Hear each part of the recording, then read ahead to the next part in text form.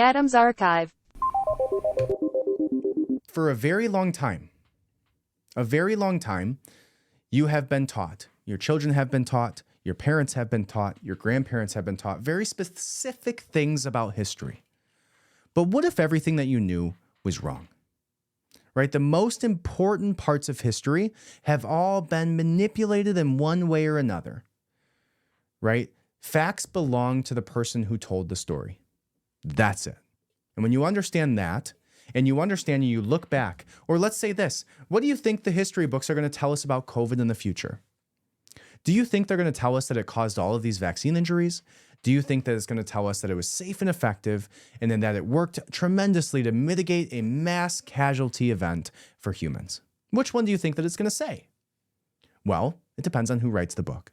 But the people who will write the books and the people who will get those books published by large publishers, and then the publishers that will get the deals with the school systems to get their books in the school systems, will tell the narrative that they want to be told, right?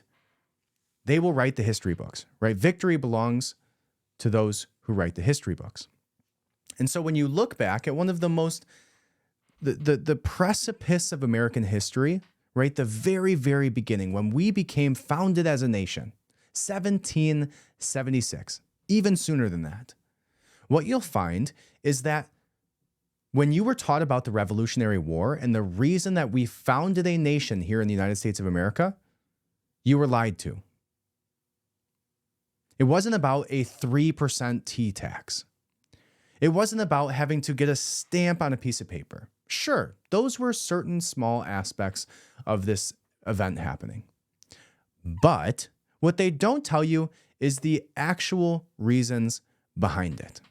Okay? So when we actually start to look at the events that occurred, it looks something much more like this. Now, this is from the Institute of European Relations, International Relations, IERI.BE.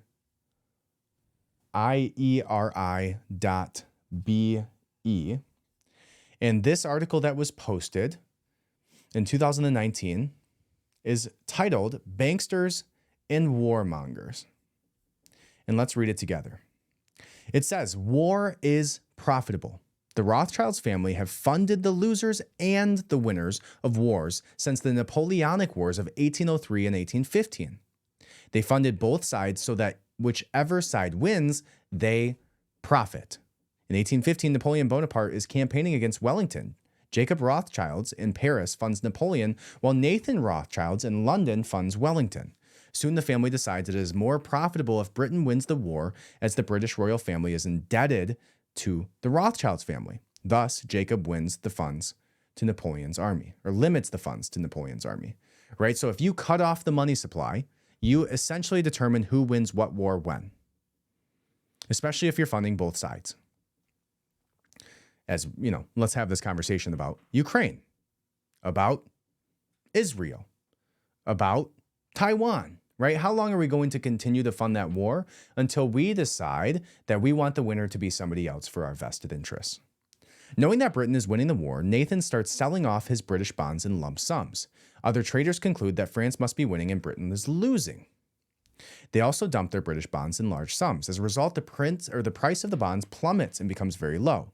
Sounds like a pump and dump scheme to me. Once Nathan sees that the other traders have sold other bonds, he begins buying them back at ridiculously low prices. That is exactly what a pump and dump scheme is. When the news reaches the ordinary citizens that Britain has won the war, the value of the British bonds rises so high that Nathan makes a huge profit. Ever since, the Rothschilds family uses their money and their power to design the economies of other countries in the world. They also create economic crashes to make the profit out of them, just like they do in Britain in 1815. Right? You go back all the way back to the Silent Weapons for Quiet Wars breakdown that I did. And that is probably one of the favorite podcasts that I've ever done. If you have not listened to that podcast, it is an absolute essential.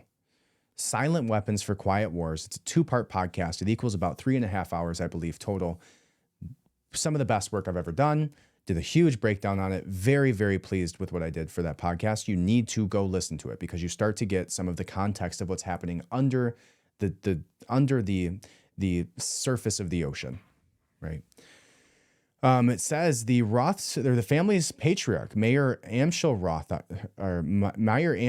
Rothschild, is a Jewish financier and personal banker of the German royals. In the year 1760, he begins a banking business in the city of Frankfurt. Over time, he accumulates a large fortune. Amschel has 5 sons who established banks in the European cities of Vienna, London, Naples, Paris, and Frankfurt. Together, they coordinate the banking activities of all of Europe. They lay the foundations of banking and form close relations with the ruling families in the countries where they established banks. Practically every member of the Rothschild family is very rich and occupies a position of immense power. The multinational banking family is a byword for wealth, power, and discretion. All right. Now, if we move a little bit lower here, we can go ahead and see what I'm talking about. Very interesting. So as we move into it, it's actually going up and not down. So I'll go back a little bit here, and you can see what we're talking about this in regards to the Revolutionary War. So now you have some context on the Rothschilds family, but this is where it gets even more interesting. Here is the video.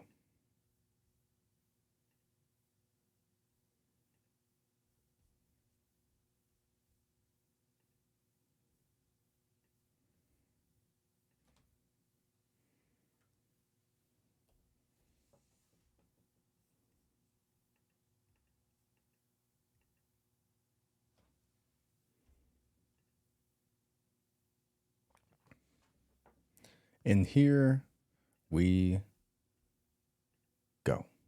Who owned America to start with, or the part that was under English rule? The king. It was his own personal property.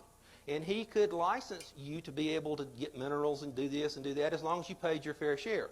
But the king literally owned the whole country, other than what France owned in Spain and those kind of things. He owned it. There's an interesting thing about France, though, that you're going to see in a minute. Revolutionary War. What was the real reason for the Revolutionary War? Very interesting. Not what you were taught in school. Real reason for the Revolutionary War. Here's a few quotes from William Manly German in a speech to the House of Commons, December 1913. The Rothschilds Bank caused a bill to be introduced in the English Parliament, which provided that no colony of England could issue its own money. Thus, they had to use English money. The colonies were compelled to discard their money and mortgage themselves to the Rothschilds Bank of England to get money. Then, for the first time in the history of the United States, money began to be based on debt. Benjamin Franklin stated that in 1 year from that date, the streets of the colonies were filled with the unemployed. Franklin later claimed this is the real cause of the War of Independence. He said the colonies, we heard it was the Tea Act, right? Things like tea tax and stuff. The colonies would gladly have, this is according to Benjamin Franklin, the colonies would gladly have borne the little tax on tea and other matters had it not been that England and the Rothschilds Bank took away from the colonies their money, which created unemployment, dissatisfaction, and debt. And that is the real cause, folks, of the war.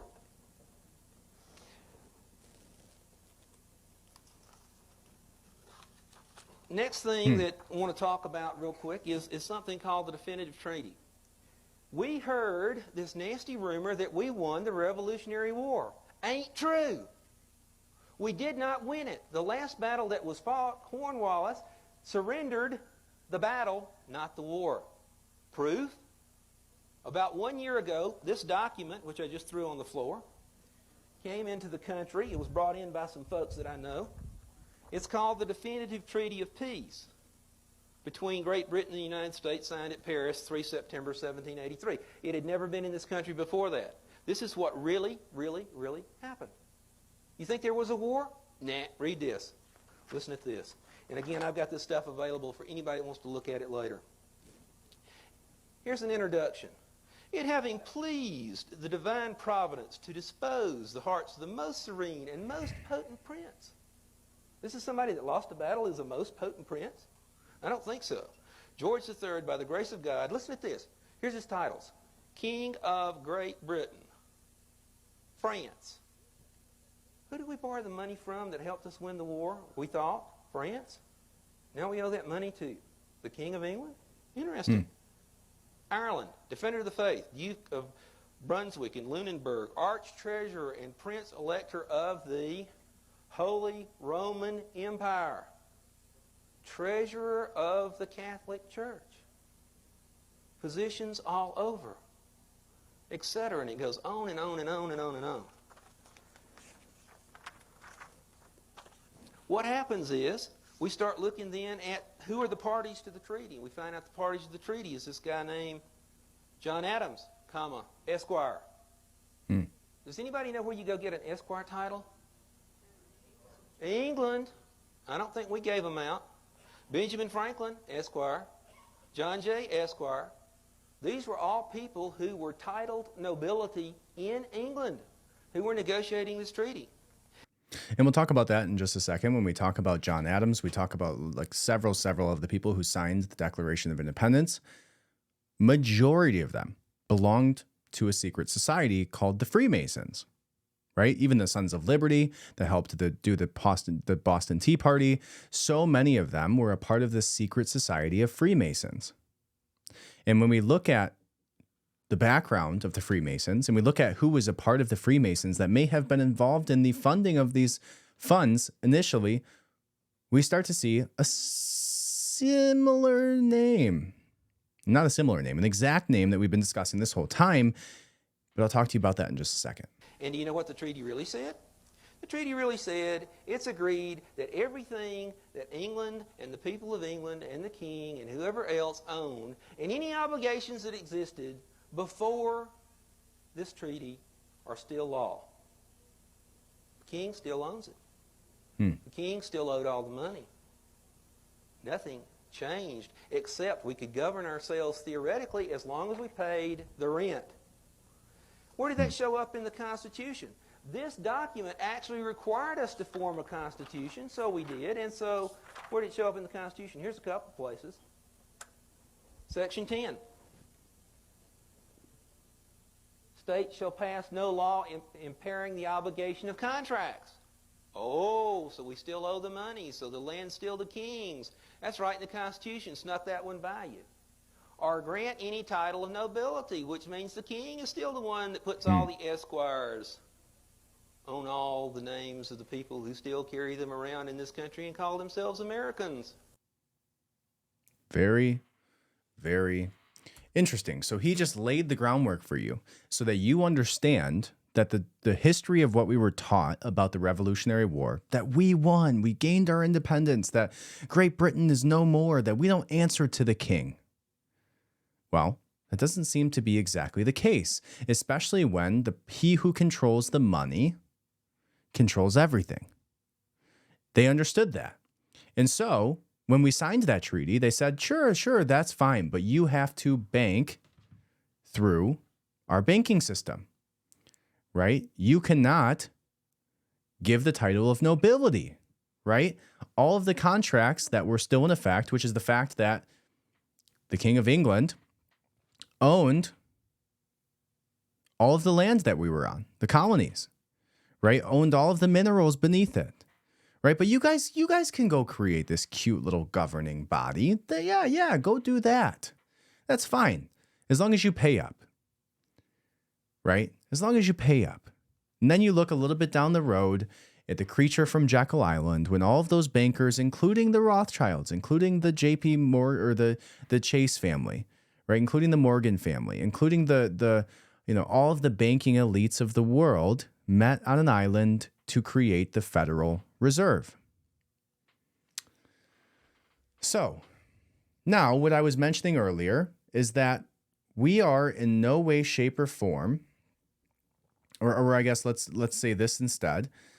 When you go back and you do some research, I wrote a paper on this that I was trying to find to read to you guys, but I wrote a paper on this when I was in college, and it was about the founding of our nation and the secret societies that were a part of that founding. Majority of the people that signed the United States Constitution were Freemasons, most of them settling here from Great Britain under the king with the name Esquire.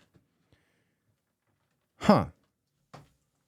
So you have these people meeting in secret, right? Thinking of ways that they can overthrow the British government, right? Oh, they're not going to tax our tea. Oh, they're not going to tax our paper, right? We would never allow that. No, it was the argument that the war was fought over whether or not our banking system would be developed based on a debt-based system from the Rothschilds family bank.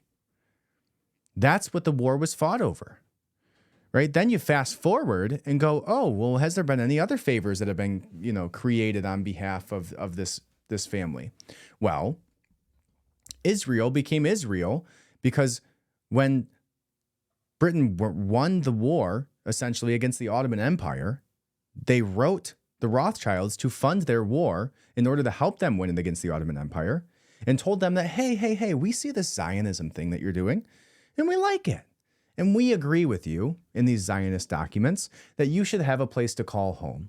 After World War II, after all that stuff happened with, that bad guy Hitler and you good guys, after all that happened, we think you need your own country. But all you have to do is fund our war against the Ottoman Empire, and when we win, we'll give you that country. Sir Rothschild. Literally, there's a letter that states that, right? And so when you look at this and the way that the manipulation of history has been surrounding almost singularly one family name over time, it's pretty crazy.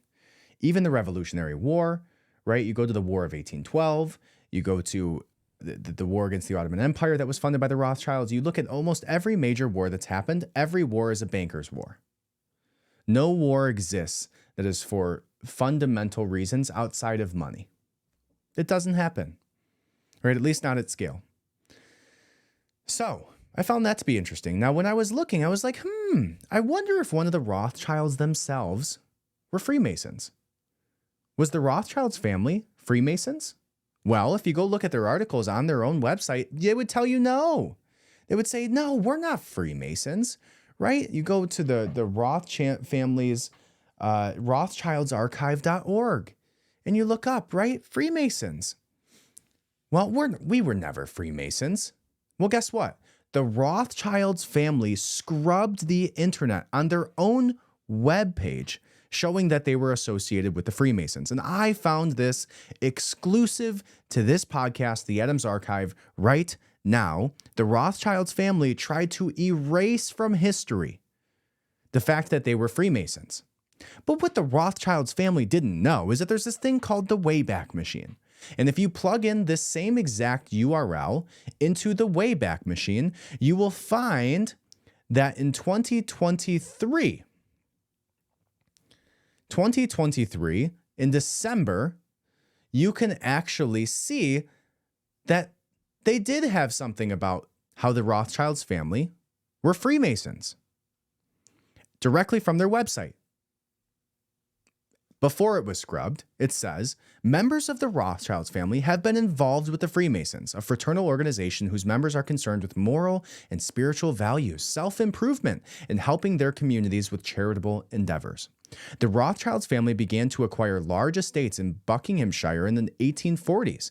In 1836, Nathan Myers Rothschild's widow, Hannah, bought a few acres of land at Mentmort in Buckinghamshire for her sons so that they could take healthy exercise away from the city.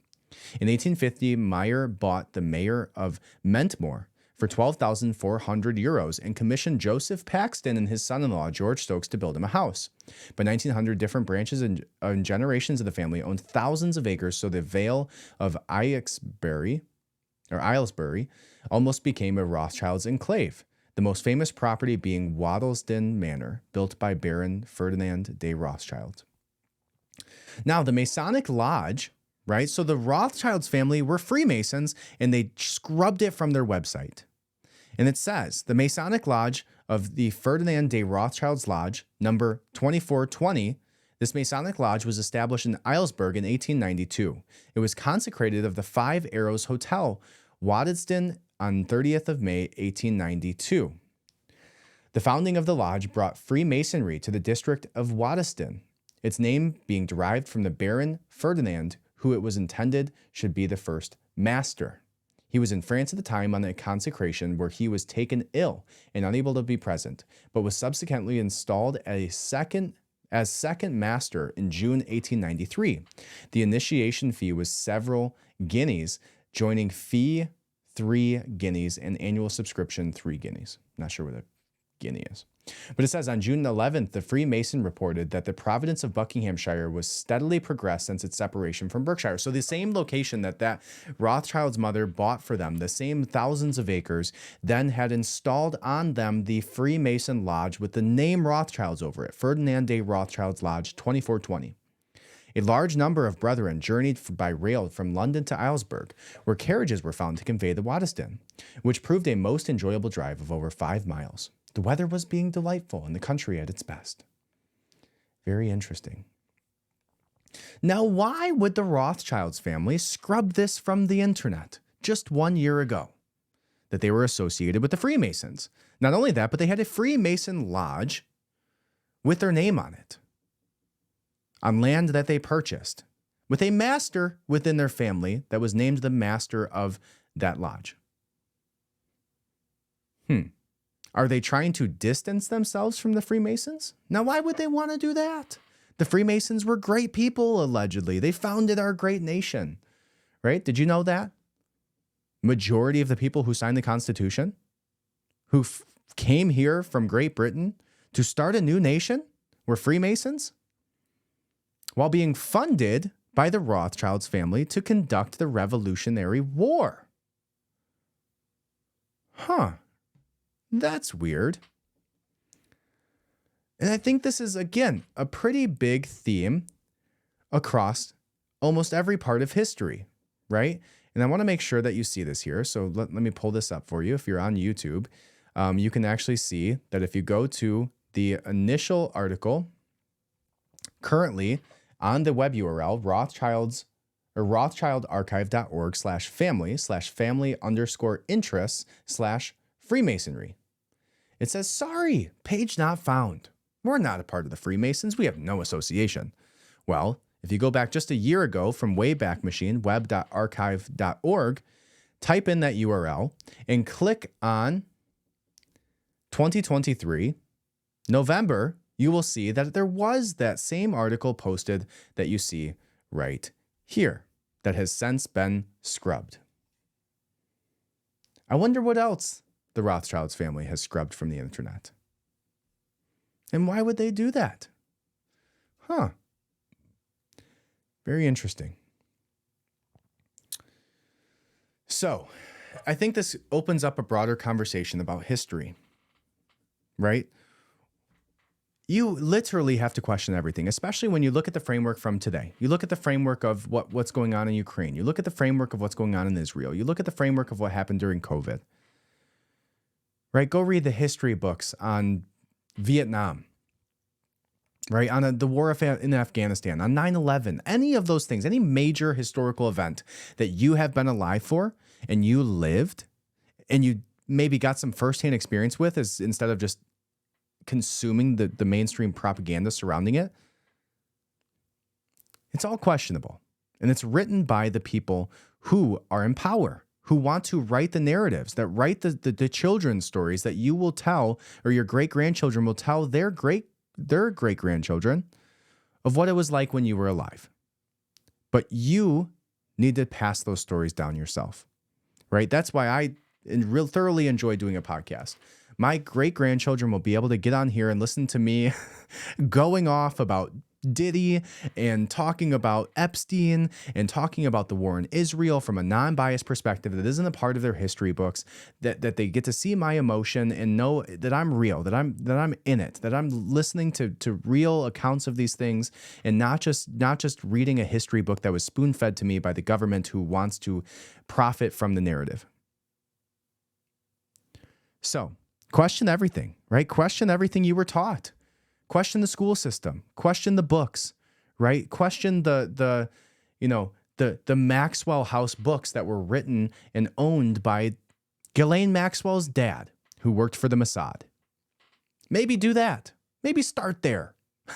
Maybe that's a good place to start. Adam's Archive.